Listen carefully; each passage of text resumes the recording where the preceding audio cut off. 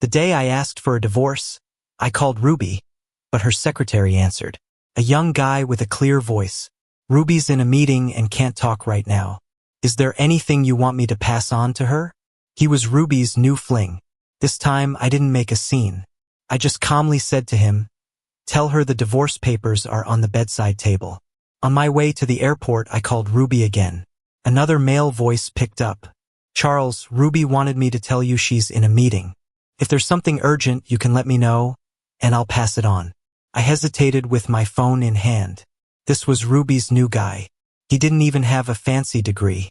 In a place like Anghua, packed with elites, he wouldn't last, but Ruby noticed his resume and made him her secretary. Over the past year, Ruby and I argued about him countless times. I even stormed into the office demanding HR fire him. But Ruby protected him fiercely. A whole year he's been her secretary, flying everywhere Ruby goes. Until now, I've grown tired. This never-ending tug of war, I'm just now realizing it's pointless. I ignored the poorly concealed taunt in his voice. I simply felt worn out and said calmly, please let her know the divorce papers are on the bedside table. She just needs to sign them when she gets back. What? I hung up before he could finish. When we used to fight, I always thought if we actually got divorced, I'd make a huge scene and trash the place. If I was miserable, I wouldn't let her be happy either. But now, the moment's here and I feel oddly calm. I didn't take anything with me. Everything in the house we shared makes me sick.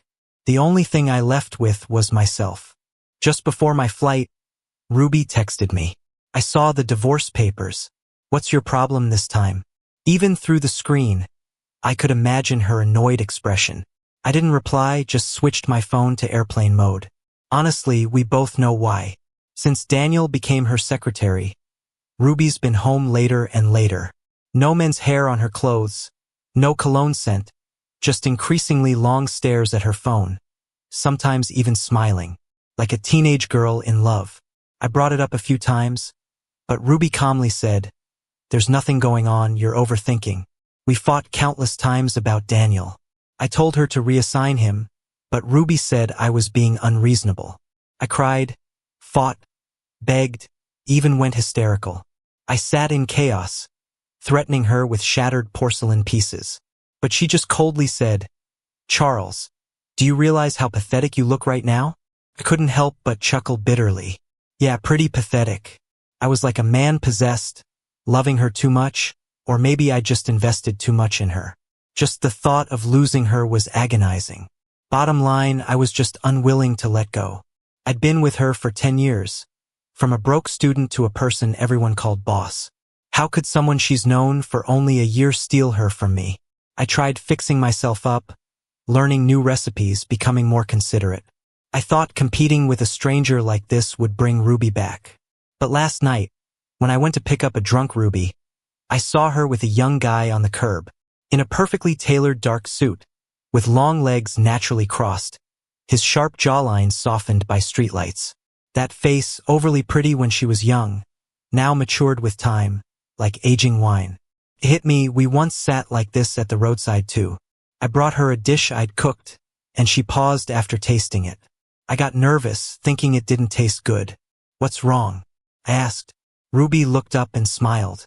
I was just thinking, how lucky am I to have such a great husband? I blushed. On the wintry street, she wrapped us in her coat, white breath visible as she spoke. When I get rich, I'll make sure you have your own big restaurant, showcasing that sign from your family. Everyone will know how amazing my husband is and how great his cooking tastes. I glanced up. She looked down, her beautiful dark eyes reflecting the city lights behind me and my smiling face. That was so long ago. Long enough that if it weren't for this moment, I might have forgotten. Back then, her eyes were all on me, and like she promised, she got rich. But the person by her side isn't me anymore. So, how does it taste? Daniel asked, swinging his feet. I made these grilled rice balls myself. Took me a while. Ruby held the simple rice ball with a gentle smile. It's delicious. Meanwhile, the soup I simmered for hours felt like a joke. Ruby glanced up and saw me, froze a moment, and her brow furrowed. What are you doing here? Daniel checked me out, smiled cheekily, and waved. Charles, right? I didn't know you were so good looking. Ruby never mentioned you at work. She had too much with some developers today. Oh, is this the midnight snack you brought? He took the container from me and opened it. The aroma of fish soup wafted up, a hint of pepper spice. He took a deep breath. Smells amazing. Charles, you've got skills. Then he glanced at me, smirking. Too bad Ruby just ate. I brought these rice balls from home. He called her Ruby. A young guy in his 20s, naive enough to challenge without fear. Or maybe Ruby's favoritism gave him the confidence. I turned to Ruby.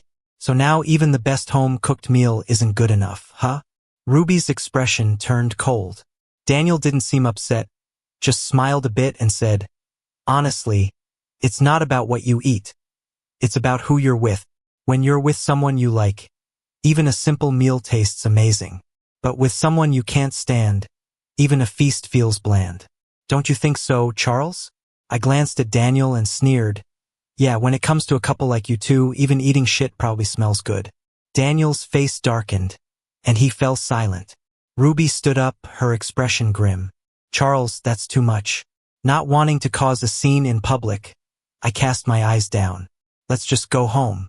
Ruby finished her grilled rice ball, called a driver, and told him, make sure he gets home safe, not caring that I was right there. Daniel pouted as he got into the car, giving Ruby a look that seemed almost like a plea. I watched him go. Just a boy with a spark of youth. Even if he acted spoiled, his eyes were clear, just like mine used to be. He even resembled me a bit.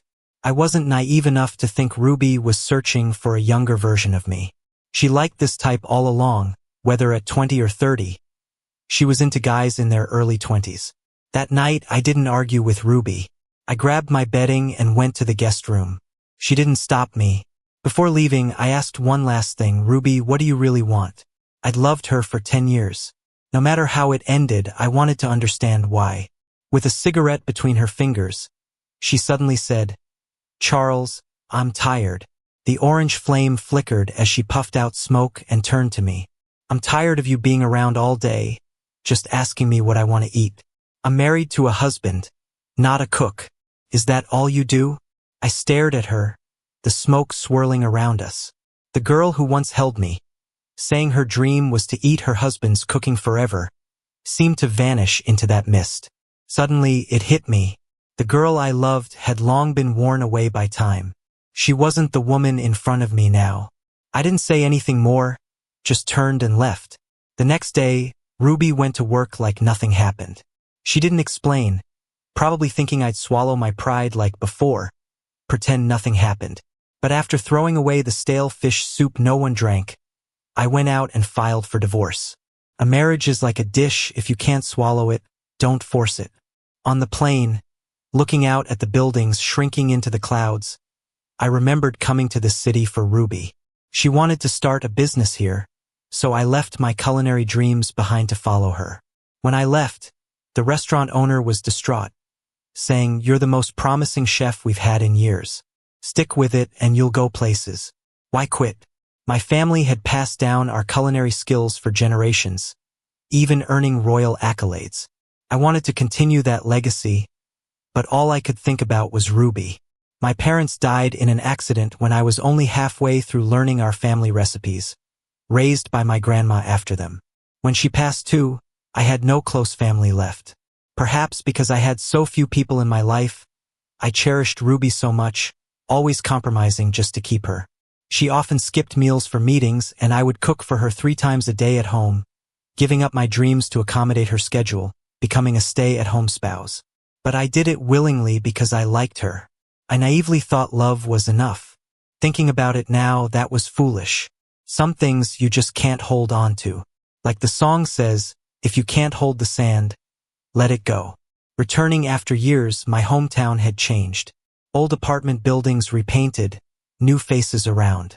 Only the buzz of the street stayed the same, with barbecue scents filling the air by evening. I bought groceries to treat myself.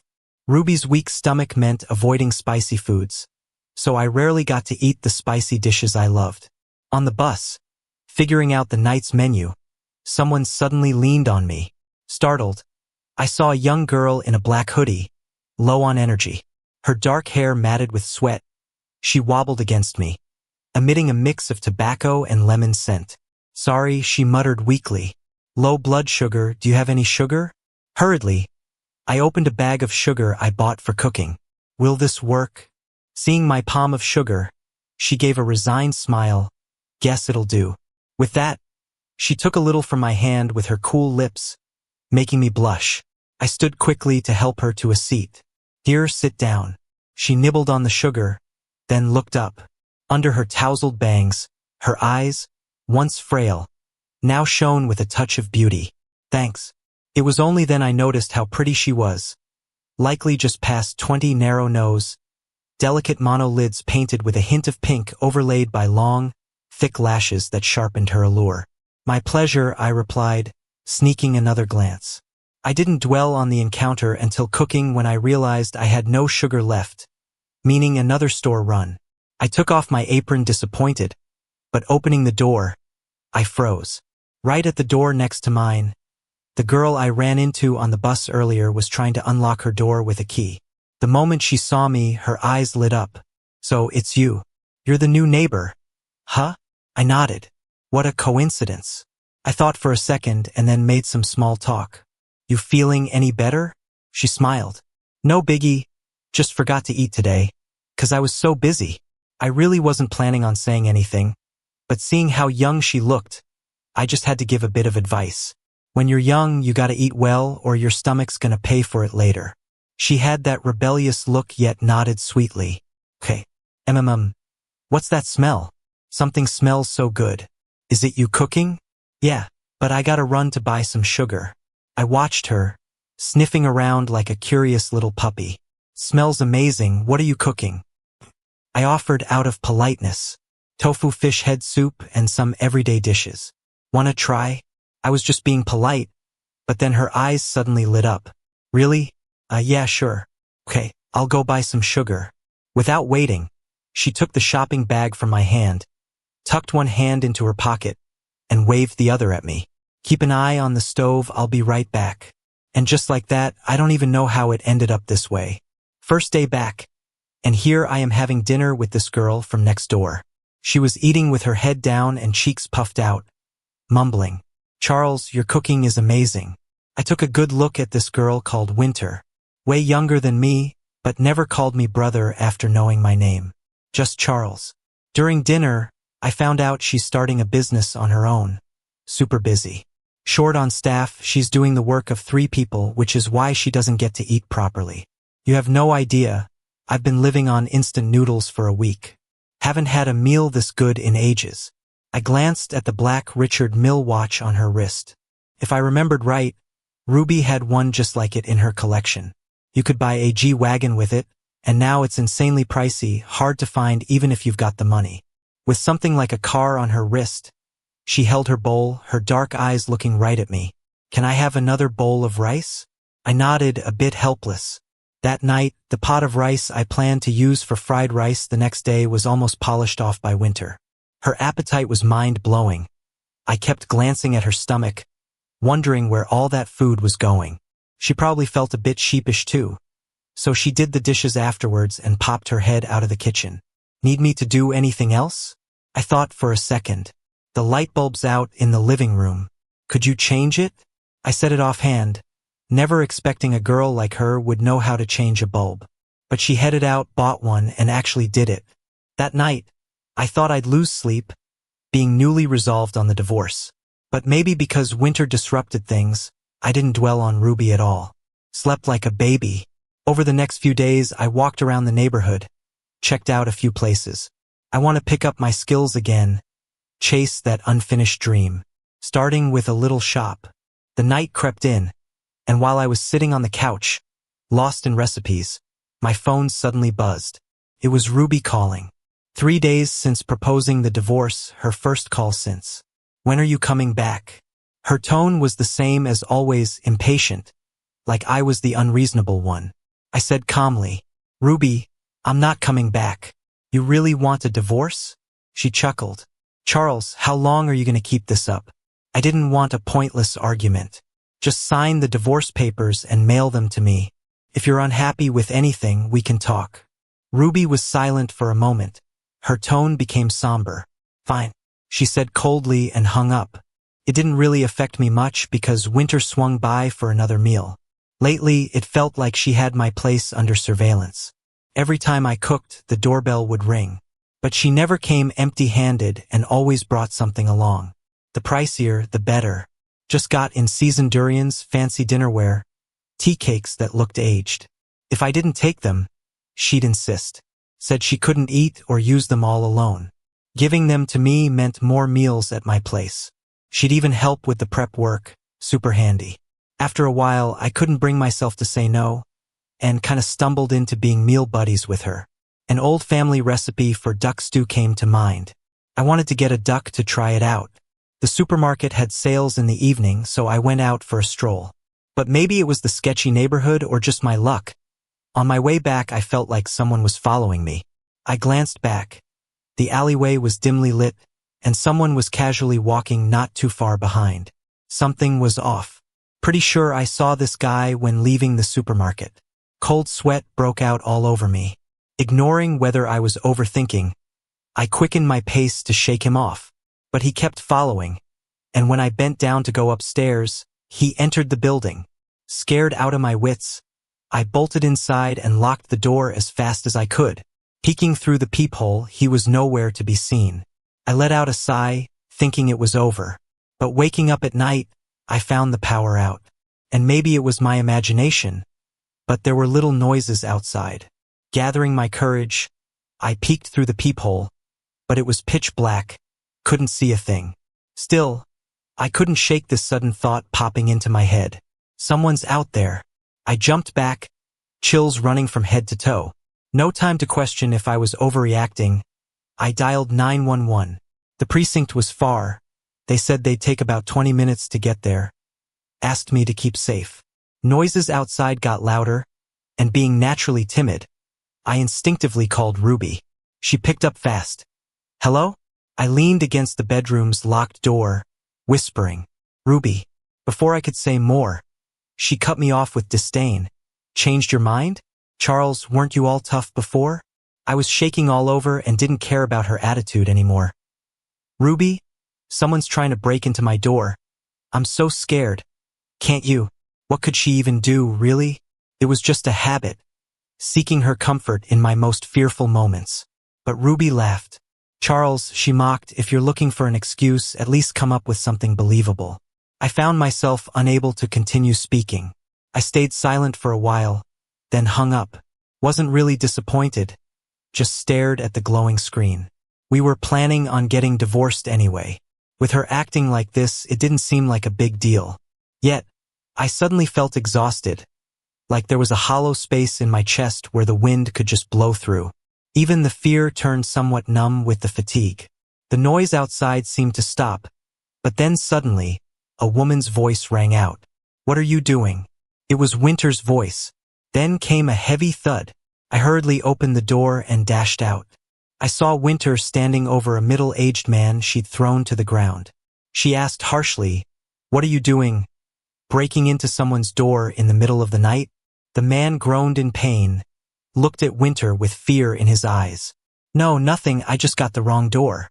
Winter sneered and moved to grab him, but he was surprisingly agile, rolled on the ground, and dashed down the stairs like a madman. Winter, furious, jumped down the stairs with one hand on the railing and grabbed the back of his collar. The man slipped right out of his jacket. "Shit," Winter cursed, glanced at me, still dazed, and chose to come back to comfort me. That night, the police came to take a statement. They said the guy was probably a habitual offender, that he'd cut the power waiting for me to come out. Luckily, I hadn't gone out alone. Who knows what could have happened? After they left, I asked Winter, "What made you come out?" "I was just working out," she replied, still upset she hadn't caught the guy. "Heard some noise outside, so I came to check." "Thank you," I said, my face pale. "I wouldn't have known what to do without you today." She looked at me for a moment, then suddenly hugged me. I was enveloped by her presence, her warmth reaching me through the thin sleepwear. I should have pushed her away, but in that moment, I found some comfort in her embrace. We just stood there in the dimly lit hallway, holding each other, her warm hand on my back heating the air. The faint smell of tobacco lingered around us like a web, wrapping me up. Something inexplicable seemed to be brewing. My heartbeat quickened for some reason, so I awkwardly pulled away. Thanks. Wait up. Winter, unfazed, went back to her place, then came back with a pillow and blanket. He probably won't come back, but just to be safe, I'll sleep at your place tonight. She said it so naturally, and it kind of made sense. I wanted to refuse, but the words stuck in my throat, lingering. We'd only just met, and spending the night together seemed a bit inappropriate, right? Don't worry. She seemed to read my mind. Grinning, I'll sleep on the sofa. If you're worried, just lock your door and sleep well. I was pretty scared at first, but knowing Winter was outside helped me drift off to sleep. Didn't dream all night. I woke up to a pleasant aroma, thinking I was dreaming. I slipped on my slippers and went to see Winter in the kitchen, wearing an apron.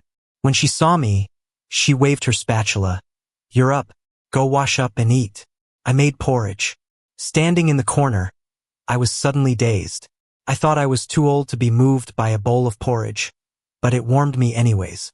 When Winter placed the sweet porridge in front of me, I couldn't help but say, "Didn't know you could cook." "I can't," Winter said proudly, "but I can learn." Followed the video perfectly, step by step. I laughed. "Thanks, really, you don't have to do all this." Could have cooked. Winter suddenly turned serious, looking at me intently. "Charles, cooking is your hobby, not your duty. No one has to cook for others, you don't have to do this." I was stunned. I had said it out of habit because with Ruby, I'd always done the cooking. She never cooked, never once. If I got sick, a housekeeper would prepare our meals. I never thought someone would tell me cooking was just a hobby, not an obligation. Someone would cook for me and say I didn't need to do this. I lowered my head, suddenly feeling like I'd been wrong these past 7 years. Ruby was right. I shouldn't have centered my life around her. Back then, I thought it was best for both of us, but now I realize marriage shouldn't be one person endlessly conceding. Before leaving, Winter reminded me, "Call me right away if anything happens." She smiled. "Don't worry, I'm here." The small shop was slowly getting back on track, decorated just how I liked it. Not many tables, since it was just me running it for now. I planned to finalize the menu and pick a good day to open. With the busy days working on the menu, I suddenly realized I hadn't thought about Ruby for a while. The security app pinged, notifying me of someone entering my house. I clicked to check. Daniel was helping a drunken Ruby, struggling to get her onto the couch. Ruby frowned, curling up a bit. Her stomach was acting up again. She mumbled, "Medicine." Daniel was rummaging around and had no clue where the medicine was. He finally gave in and ordered some delivery meds.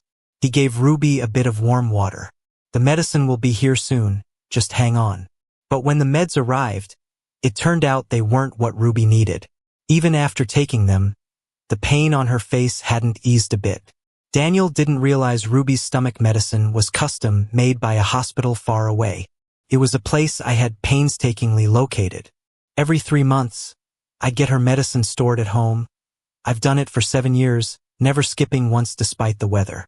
Whenever her stomach acted up, I'd also make a stomach-soothing soup for her. After the soup and medicine, her pain would usually subside. A few years back, her condition had improved a lot with my care. But over the past year, she's been coming home less and eating irregularly, so her stomach issues flared up again. Now that I'm gone, there's no one to get her the meds, and she must have run out. No one's there to make her soup either. Ruby pulled Daniel close and leaned into his neck. At first, he blushed, feeling shy, and tried to hold her. But then he froze, hearing Ruby mumble a name that wasn't his. Charles. I looked down at my phone, unsure how to feel. "I'm not Charles." Daniel struggled, saying, "Ruby. Ruby, you've got the wrong person." Ruby barely opened her eyes and, realizing he wasn't who she expected, pushed him away. "Who are you? Where's Charles? Get out." "Charles, Charles." Daniel's face darkened, dripping with frustration. Embarrassed, He grabbed his things and stormed off. I put down my phone and closed my eyes. The trucks outside woke me up in the early hours. Half asleep, I grabbed my phone to check the time and noticed Ruby still sitting in the living room. She seemed sober, just quietly sitting there in the dark, looking lonely. After a bit, she got up to search a drawer for her stomach meds. But, just as expected, the meds were all gone, the drawer empty. She paused on the floor, lost in thought. After a while, she just sat there on the floor and lit a cigarette. Smoking made her stomach ache worse, but she didn't seem to care. I didn't find it satisfying, not even a bit, and soon put my phone down. The next morning, when I woke up, Ruby was still in the living room, surrounded by cigarette butts. She hadn't slept at all. Daniel called while I was watching TV in my living room. Outside, the summer rain was pouring, raindrops splattering and leaving traces on the glass. Coco was snoozing next to me. "Charles," he said, "we need to talk." As I ate the durian that Winter bought for me, I frowned. What is there to talk about? If you're planning to divorce her, why keep bothering her? Or are you just playing hard to get, wanting to backtrack again? I don't know what you're talking about. I was about to hang up when Daniel angrily broke in. "Quit acting. If it weren't for you, Ruby wouldn't have cooled on me like this. I'm telling you, this won't work. You know what she used to say about you? That you're always hovering around her, and she got tired of it ages ago. She said I remind her of her youth, that she's happy with me." Couldn't help but sneer. "Oh, if she likes you so much, why don't you find her? Where is she?" Suddenly there was a knock at my door. I thought it was the milk tea I'd ordered and went to open it in my slippers. Daniel didn't respond, but after a moment, he gritted his teeth, saying, "She went to find you. Are you happy now? Charles, even if you take her back, it won't matter. She'll get tired of you again. Once a cheater, always a cheater. She'll figure out soon enough who she really wants." His shamelessness left me dumbfounded. But I didn't think Ruby would actually come to find me. We hadn't been in touch since the split. I didn't want to argue with Daniel, so I cut him off, quit with the BS. I can't stand this crap. I hung up, but opening the door, I froze. Ruby stood there, drenched, lips pale, looking straight at me, bedraggled. She actually came. "What are you doing here? I'm confused. You could have just mailed me the divorce papers. No need to hand them over personally." Ruby looked at me for a long time and then suddenly said, "Charles, come back." I suddenly found it absurd. After a year of arguing, half a year of the silent treatment, and 2 months of divorce talks, she shows up asking me to return. Are you serious? I didn't want to say more and was about to close the door. Just then, my upstairs neighbor, Mrs. Wong, came down. "Whoa, it's raining. My scooter's still outside." She saw Ruby and cautiously said, "Charles, who's this?" I warmed a bit inside. "She's, an old friend. Thanks, Mrs. Wong." "Oh, good then." When she got a look at Ruby's face, the suspicion vanished, her eyes lighting up. "Charles, your friend is gorgeous. Does she have a boyfriend?" "My nephew. She's married." Oh. Mrs. Wong smacked her lips, still glancing at Ruby before heading down. What a pity. Ruby held onto the door, looking a bit shocked. "Was it true? Someone really tried to break into your place?" I looked at her coldly. "What do you think? I thought you were just—" Her look was complicated. "Bear me." I sneered a bit. "If I had to rely on you, I'd be in trouble already. Take your worthless sorry elsewhere." "Charles." Ruby grabbed my hand, water dripping from her wet hair. She pressed her lips together. "I'm serious. I overreacted before. We've come so far, no point making it uglier. If you come back, I can send Daniel to a branch office. He won't bother you anymore. How about that?" I looked at the woman I had loved since my teens, feeling a bit dazed. Ruby was suggesting we act like all was well, while I go back to circling around her as before. Forget her straying, her change of heart, as if nothing happened. But how could I? How can you tolerate someone you love betraying you? But she just said it casually, like she was sure that I'd keep putting up with it for her. Because she knows I love her. She's using my love like a weapon against me. I never realized until now that those pure, passionate feelings from my youth had become twisted and rotten over the years, completely unrecognizable. Get out. I tried to close the door, but she blocked it. Charles, she seemed puzzled. You care about Daniel, don't you? What do you want from me? What else do you want me to do? But then I heard a voice behind me. Charles, who is this? I turned to see Winter, wrapped in just a towel, drying her wet hair, her muscles forming a neat V-line. Ruby froze. For a moment, she looked at me with anger in her eyes. Charles, who's she? I was about to speak when Winter came over and hugged me playfully, reaching out her hand. It's Charles's ex-wife, right? Ah, I've heard so much about you. Nice to meet you. I'm Charles's current partner. Complete nonsense. She just came over because her water heater was broken, and she needed to use the shower. But strangely enough, I didn't correct her and went along with Winter's story. Ruby's face turned pale. For a moment, I thought she would just turn around and leave. But she held it together, took a deep breath, and calmed down a bit. Charles, I can understand if you go out and have fun when you're upset. I don't mind. The way she said she didn't mind had a hint of gritted teeth. Ruby closed her eyes. Come back now, and I'll pretend this never happened. I almost wanted to applaud her for how magnanimous she appeared. I mocked. Ruby, are you trying to say you've cheated too? So we can call it even and continue to pretend nothing happened? Ruby said nothing, but her expression said that's exactly what she thought. I found it laughable. Suddenly, I wasn't sure what I'd been protecting all these years. It felt like it had become an ugly, distorted monstrosity without me noticing. Winter suddenly laughed. She sized Ruby up with a smirk. I heard you found someone younger? Well, who doesn't like them young, fresh, and full of energy? Charles does too. She hugged me tighter. I'm only 21. Charles has me now. Why would he go back to you, an old cabbage? I've got everything you have and more. Wake up, lady. She kept calling her lady, but everything she said was like a stab to the heart. I was a little afraid Ruby would pass out from anger.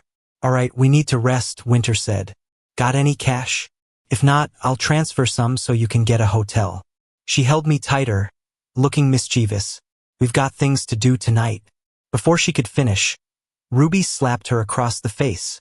Well, her mouth was asking for it. Winter wasn't angry. She laughed, wiping the blood from her mouth, and slapped Ruby right back. Enough, I shouted, stepping in front of Winter and glaring at Ruby. Ruby, are you crazy? Winter's fierceness vanished as she grabbed my arm, playing innocent. Charles, look at what she did. It hurts. You're protecting her? Ruby seemed utterly bewildered, not even bothering to wipe the blood from her face as she suddenly exploded. Charles, we've been together for 10 years, and you stand by her side in front of me? You've known her a few days. Yeah. Didn't you stand by Daniel in front of me before? I laughed lightly. Ruby, stop interfering in my life. We're over. Ruby looked at me, dazed. She didn't even flinch when Winter hit her. But after I said those words, she suddenly crumbled, as if her spirit had been completely drained. Fine. After a while, she forced a smile. Charles, you're amazing. I'm leaving. She staggered down the stairs, the dim light flickering over her face. I stood there, my heart aching intensely. Thanks for today. I tried hard to stay calm, but my voice was shaky. Let me treat your injury. I led Winter to the living room and cleaned her wound with iodine. She looked down at me, a hint of rebelliousness in her pretty face because of the cut. We were close. I could smell the scent of my body wash on her. Does it hurt? I asked genuinely. Winter suddenly said, Charles, consider me. I looked up. Winter's gaze was openly aggressive. I'm good-looking, rich, and young and capable. She emphasized capable. Charles, I wouldn't be like your ex-wife. Give it a shot with me. I couldn't help but laugh. She was always so blunt and confident like a cheeky rogue. What's funny? Winter asked, dissatisfied. I'm serious about liking you. I continued applying the ointment, speaking lightly. You don't really care. It's just a whim. You should date someone your age. We're not right for each other. Winter fell silent, her face long. Please, I'm 21, not 16. I know if it's a whim or not. right? Charles, I really like you. Your moronic ex-wife doesn't deserve you. I put the iodine away. All right. It's not that I wasn't tempted. Winter had reasons to be confident. Like she said, it's hard not to be swayed by someone like her. A young, beautiful 21-year-old girl looking you straight in the eye and saying she likes you? Who wouldn't feel moved? But I've lost once before. I can't take another chance. The most beautiful yet fragile thing in the world is a promise. We stayed silent for a long time after the treatment was done. Before leaving, Winter said to me, Charles, I know your last marriage hurt you. It's normal to have concerns. But I'll prove to you that choosing me won't bring you sadness again. When my friends heard about my divorce, they all gently tried to talk me out of it. You went through so much with Ruby. Now that she's got money, you're giving her up to another man? Isn't that a loss? Yeah, I heard Ruby has been distancing herself from that other woman. She used to bring her everywhere, but not lately. Seems like she got transferred to a different branch. People want a change sometimes. It's human nature. At least she still comes home and gives you the money, right? They meant well and they weren't entirely wrong. But this isn't the life I want. We're only here for a few decades, and I don't want to waste it with someone who's had a change of heart. When I got back to Beijing, I felt a bit lost. It had only been a few months away, yet everything seemed unfamiliar. Ruby picked me up in her car. The bruise on her face had mostly healed. We didn't talk much on the drive. Only when we got out did she softly say, "Thank you." I nodded. Grandma was good to me. It's only right to visit her. Ruby's grandma was seriously ill. The only thing she cared about now was her grandchildren and wanted to see Ruby and me. Ruby asked me not to tell her about our divorce, and I agreed. Her grandma had always been kind to me. When she found out I loved smoked meat, she'd send me some every year. Back then, she was already quite old. Her family told her not to bother, but she just grinned and said, "Charles loves it." In just a few short months, Ruby's grandma seemed all skin and bones, her face lined with deep wrinkles. Her half-closed eyes slowly brightened when she saw us, and she reached out her thin, rough hand to hold mine. "Charles, you're here?" My eyes stung. "Grandma." I couldn't say more. She looked at us, barely managing a faint smile. "Don't cry. Everyone has their day. Kids, don't cry. I've lived a good life. Seeing you both happy is enough. I can rest easy." Ruby held my hand, her voice dry. "Grandma, we'll be good." Grandma paused, then looked at Ruby. "Charles has been with you all these years. Now that you have money, don't shortchange him. Be genuine." She hoarse whispered, "True feelings are rare. Someone who truly cares can't be bought." Ruby's hand trembled almost imperceptibly. "Okay." After Grandma rested, outside the room, Ruby took out a cigarette from her pocket, but held onto it. We quietly stood there until she spoke first. "Charles, I realize now where I went wrong. I thought I was tired of the routine, but didn't see how much you did behind the scenes. These last few days I've thought a lot. I wasn't truly into Daniel. It was just something new. We've ended things. I promise I won't make these mistakes again. Let's reconcile. Let's be as we were. We can have a child and be a happy family." Her face showed an odd sense of hope, like she really believed in the future she described. But I found it laughable. Have a kid only to pass on the genes of unfaithfulness? Ruby's smile froze. She sighed. "I know how much I've hurt you. It's okay, Charles. It was you waiting for me before. Now it's my turn to wait for you. I won't give up." Disgusted, I decided to see Grandma one last time before leaving. Suddenly, there were footsteps and an angry voice behind us. "Ruby, did you dump me just to get back with him?" I turned to see Daniel had shown up. Ruby's brow twitched. "Why are you here?" Daniel's voice caught. "Are you running after using me, Ruby? I won't let that happen." Ruby, annoyed, dropped her sweet demeanor. "I've given you enough. I won't divorce Charles to marry you. Get that thought out of your head." Daniel stepped back in disbelief, crying. He couldn't believe she'd turn on him so harshly. I watched, unsurprised.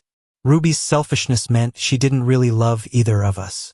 If she could easily abandon me after 10 years, what's less than a year with Daniel? Just as I thought Daniel would leave heartbroken, He gritted his teeth and slammed open the hospital door. With a loud crash, Grandma stirred awake, and Daniel rushed to her bedside, pointing at me. Grandma, she and him are already divorced. I'm your grandchild now. Ruby wants to toss me aside. Grandma, stop her. She's carrying my child. He pulled out an ultrasound image, waving it in front of Grandma. See, Grandma, it might be a boy. Your great-grandchild. Grandma looked pained, and he pointed at Ruby, trying to speak. Grief-stricken, help Ruby keep her baby. Grandma. How could she think of aborting her child? Grandma's face turned red. Sensing something wrong, I grabbed Daniel. Let go, Daniel. Frozen? Grandma's hand pointed at Ruby, her face losing color, turning ash white. That hand dropped lifelessly. Everyone was stunned. After a moment, I yelled, Doctor, doctor. In the end, Grandma was gone. The doc said he was already on his last legs. If he'd been taken care of, he might have lasted a few more days. But he got so worked up, he just couldn't hang on. Daniel seemed stunned by it all, just standing there in the corner, frozen. He probably only thought the old man cared about family, hoping Grandma could say a few words to Ruby. Gingerly, he tugged on Ruby. Ruby, Ruby turned around inch by inch. The room's air felt thick enough to cut. Her eyes and brows flickered with anger. I'd never seen her so terrifying before. Slap. That smack was hard, sent Daniel half a meter back. He hit the ground, his lips split, trickling blood. He held his face and just stared at Ruby. Ruby's voice was icy. Get out. Ruby's dad then stepped up, his eyes red, and kicked Ruby hard. This is all you're doing. Could have lived a good life but had to mess around. You dragged it to your grandma, and that's what killed her. The drama didn't end even by nightfall. Ruby's dad was set on beating her, and Daniel kept protecting her. Ruby told Daniel to just leave. I was exhausted, so I walked away. Whatever happens, it's not my concern anymore. I just feel sad about Grandma. A kind soul all her life, and she didn't even get peace at the end. Grandma's funeral was a few days later. I went to pay my respects and then left. Ruby's mom grabbed my hand, unable to speak through her tears. I patted her hand. Ruby's family was actually pretty decent, but the ties were just spent. At home, I was caught up with getting the restaurant ready. It's not a huge place, but there's a lot to prep. Luckily, Winter was helping out, easing a lot of the load. When the first snow hit that winter, while tidying up, I stumbled on an old tin box. Inside were letters Ruby had written back in the day. Back in high school, without phones, we'd write letters to each other every day.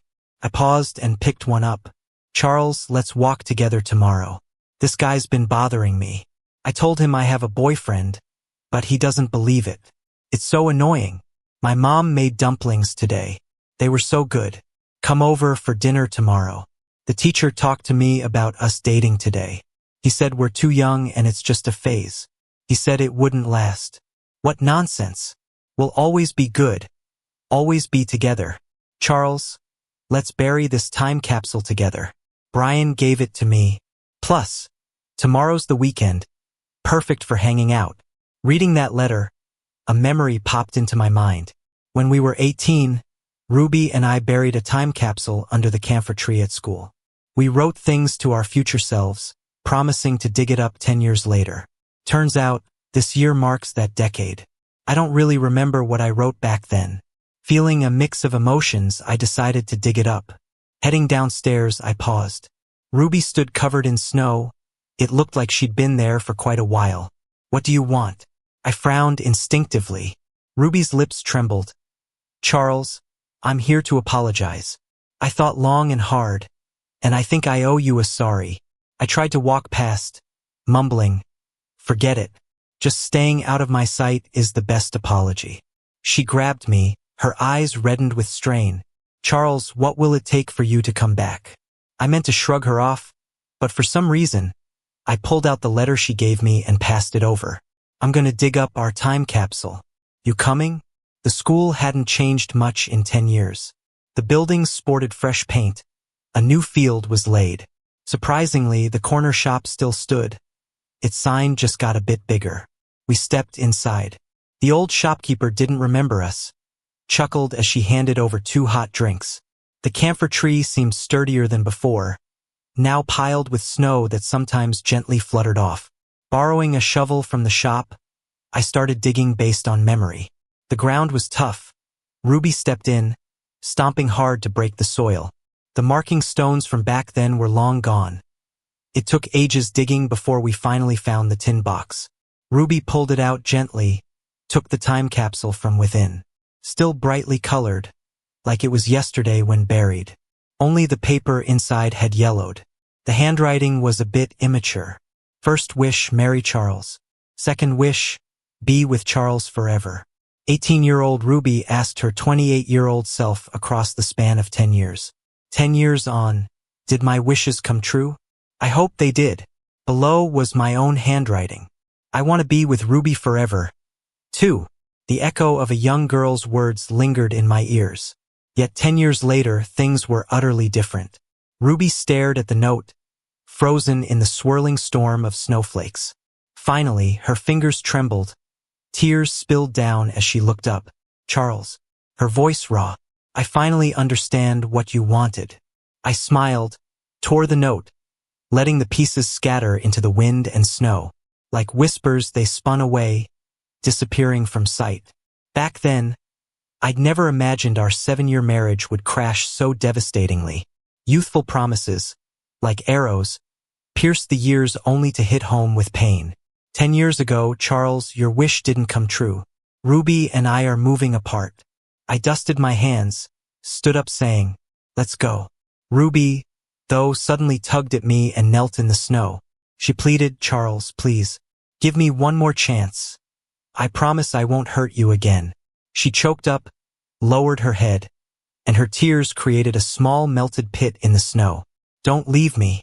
I kept my hands in my pockets, watching her calmly. Ruby, don't do this. It's too pitiful. I walked quite a distance away, but when I looked back, Ruby was still kneeling in the snow.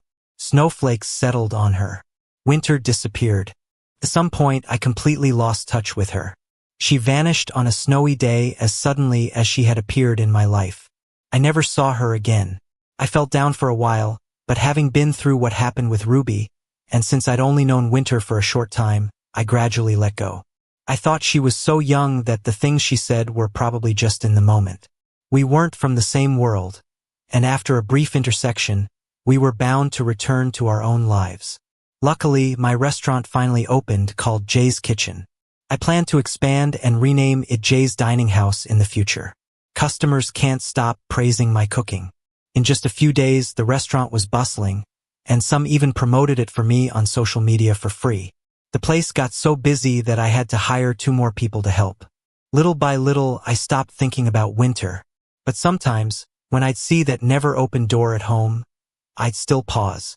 Until one day, after a busy day, I went home, opened the door, and froze. There was Winter, wearing an apron, with Coco on her shoulder, peeking out to smile at me. You're back? I was a bit dazed. It felt like I was back to half a year ago, when we were at our best. You. Winter pouted, then walked over and hugged me tightly, as if trying to merge me into her own body. She buried her face in my shoulder. I'm sorry.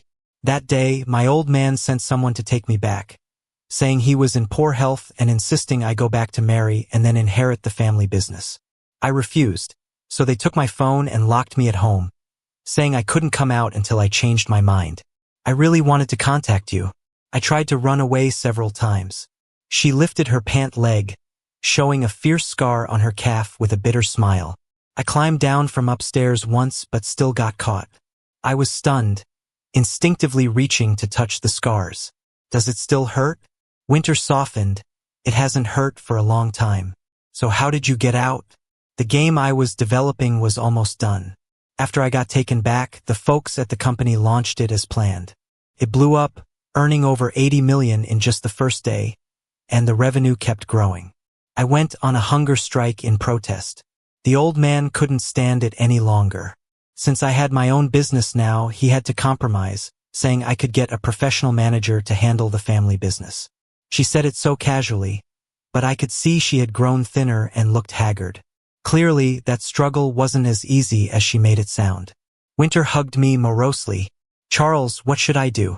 I went back on my word. I said I'd wait for you, but then I just disappeared. You must have been upset. I patted her back in silence. Outside, it began snowing again, and Winter's voice caught a bit. You have no idea how much I missed you. The old man wanted me to marry, and I didn't even like the guy. I was so scared that when I left, you'd get back together with your ex-wife or be snatched away by someone else. I teased her, yeah, my ex-wife is insisting on getting back together. I've been thinking about it these past few days. Winter didn't say anything. She just stared at me intently. She had single eyelids, and when she looked down, the outer corners of her eyes sloped up sharply, seeming a bit domineering. Surprisingly, she didn't get mad. She merely said calmly, "Come and eat." I made red wine braised beef. When she pulled out the bottle of wine she'd used for the beef, I nearly spat out my food. She used a 30,000 bottle of Screaming Eagle for braising beef. Oh, you spoiling brat. I lamented. Winter just smirked indifferently. That kind of wine doesn't even make it to our wine cabinet at home. But there's still half a bottle left, so we might as well drink it. I didn't doubt her. That night, who knows how much we drank. We initially just planned to finish the half bottle, but then somehow open more bottles. By the end of it, I was laughing and crying, not even sure what nonsense I was spouting, nearly crawling under the table. Winter propped me up, responding to everything I said with mmhm. When I opened my eyes again, it was already midnight. My head was spinning, debating whether to go to the bathroom. Winter stepped out of the bathroom, loosely draped in a towel. I, still groggy, was suddenly struck by curiosity. After being confined at home, how did she maintain her figure so well? But then I noticed something was off. Winter stood by the window, looking down at me. Then she tugged her towel away with one hand. The moonlight lay across her face, and though she showed no emotion, it seemed creepy enough to make me shiver. What do you want? I propped myself up, instinctively shuffling back a little. Winter smiled, revealing a gleaming white smile. You, man, young people are terrifying. Before losing consciousness, that was my last thought. Winter and I didn't get together. The next morning, when she woke up and asked for a commitment, I felt like her stare was about to devour me alive. But I was scared of promises made by young women. I feared that my relationship with Winter would end up like the last. I wasn't ready to handle that again. We made a 3-year pact. If in 3 years she still wants to choose me, then we'd be together. Time went on, and my restaurant became a popular spot, bustling with customers. I opened 2 more branches, expanding the business. I mastered all the old recipes and even started crafting new dishes, which were surprisingly well received. Everything seemed to be improving, and past events felt like they were fading away like smoke. I stopped thinking about it unless someone brought up their situations in passing. The whole drama with Ruby and Daniel was all the rage before, but later I found out Ruby wasn't even pregnant. He didn't want to break up with Ruby, so he tried to use their child as leverage, but it backfired. He ended up causing Ruby's grandma's death, cutting all ties with Ruby completely. I heard Ruby's family got revenge on him. He got scammed out of all his money and picked up a gambling habit. He ended up having to sell himself to pay off his debts, moving from one low-end place to another, getting all kinds of health issues. Now, nobody knows where he is or even if he's still alive. The next time I heard about Ruby was when Brian called. He said Ruby needed surgery because her stomach had perforated from drinking too much. After you left, she became an alcoholic and was hospitalized multiple times for throwing up blood at work. This time, the doctors said it was serious, and she might have to get part of her stomach removed. Brian sighed, "You guys were together for so long. Can you really just stand by and watch her like this?" He sent a video. Ruby was lying on the hospital bed, looking much thinner, her eyelashes fluttering slightly. The vibrant person she once was had completely vanished, leaving only a shell of her former self. I didn't say anything and hung up the phone. I thought about sending Ruby a message but then put my phone down. This was her choice and her destiny. I didn't want to interfere or carry any more weight. That's just how it is. We went from young love to being fed up with each other, and ending up as strangers isn't the worst. Summer nights by the beach are cool. Winter and I often take walks there after sunset. The moonlight was bright, and she kept splashing water on my legs, refusing to stop. I reached to grab her, but she caught my hand instead. A cold object slipped onto my finger. Looking down, I saw a ring. The diamond glistened softly in the moonlight. I was stunned. Winter knelt on one knee, looking up at me. The starlight sparkled in her eyes, and I saw my reflection there. "I like you, Charles," she said. I blushed. Why so sudden? She said she liked me every day, and I'd almost become deaf to it, but I didn't expect this out of the blue. "I mean it," she said, serious. "Charles, it's been 3 years, and I still like you. I like you even more than before. I figured out my feelings. Let's get married." I didn't say anything, just looked at her. She tilted her head. "Charles?" I laughed and pulled her up. Then I leaned down. The cool kiss lingered in the evening breeze.